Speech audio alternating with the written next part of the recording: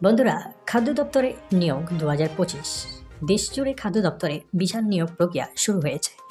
এবার 2025 সালে পার্মানেন্ট সরকারি চাকরি পেতে সুযোগ পাচ্ছেন সমস্ত রাজ্যের প্রার্থী। পুরুষ ও মহিলা উভয়েই আবেদন করতে পারবেন।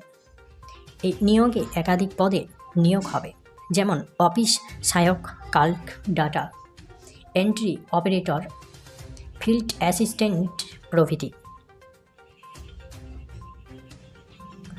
ফর্ম ফিল আপ প্রক্রিয়া ইতিমধ্যেই শুরু হয়ে গেছে, আর শেষ তারিখ 15ই নভেম্বর 2025। আবেদনকারীদের শুধুমাত্র একটি মাত্র লিখিত পরীক্ষা দিতে হবে এবং যোগ্যতা অনুযায়ী পদ বণ্টন হবে। মাধ্যমিক, উচ্চ মাধ্যমিক কিংবা স্নাতক পাস প্রার্থীরাও যোগ্যতার ভিত্তিতে আবেদন করতে পারবেন। সকল প্রার্থীদের জেলায় জেলায় পোস্টিং দেওয়া হবে, ফলে নিজেদের রাজ্য বা জেলার মধ্যেই চাকরির সুযোগ মিলবে। বেতন স্কেল ধরা হয়েছে 25,500 টাকা থেকে 81,100 টাকার মধ্যে। সঙ্গে সরকারি চাকরির সমস্ত সুবিধা যেমন পিএফ, মেডিকেল এবং বোনাস দেওয়া হবে।